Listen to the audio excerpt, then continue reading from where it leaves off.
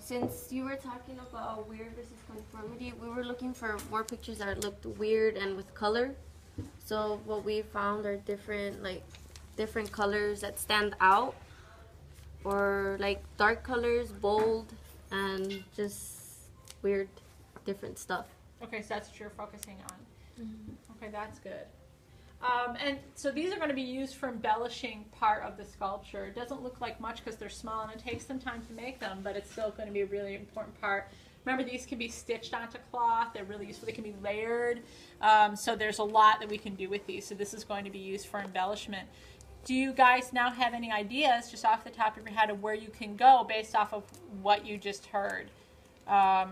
If not, that's something you can answer a different day. But off the top of your head, transfer people, where can you go next, considering what the designers just said? Well, we don't really have anything like that deals with changes. Like, I guess now that we could focus on like changes. So. Okay, that's a good idea. Yeah, you can focus on the idea of changing. How can images show some sort of change through a space of time?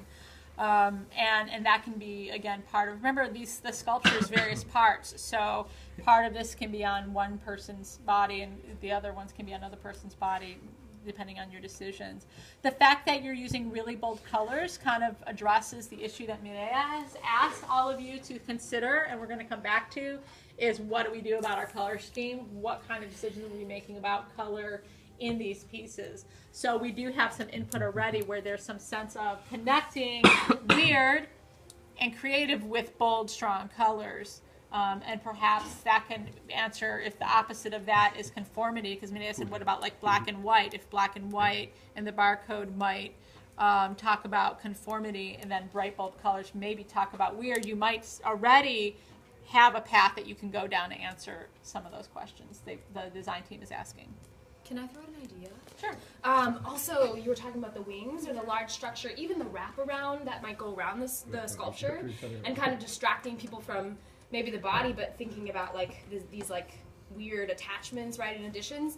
Even thinking about hanging those images or attaching those images like to the wraparound or the wings might be really nice, because it might pull your eyes to those attachments. So thinking about how to integrate those images. Yeah, that's a good, I agree. I think that's a really interesting idea. So that was going to be the next question I was going to ask. No, I'm glad you brought it up. It's perfect. Don't say sorry. That's a perfect segue. So the next question, besides what's the next step you're going to do in collecting more images relating to what you just heard, eventually we're going to have to consider how are they incorporated into the sculpture. And so that's exactly one of the things you're going to be thinking about. And everybody, the design team too, you know, can they be suspended? Can they be put on a frame and be like windows? Can they be incorporated into the fabric itself? Can they be layered? So we will be considering how will you include these wonderful transparent transfers. And starting tomorrow, I'm going to teach you guys to do a gel medium transfer as well, so that you can sort of expand your repertoire of what type of transfer you're doing.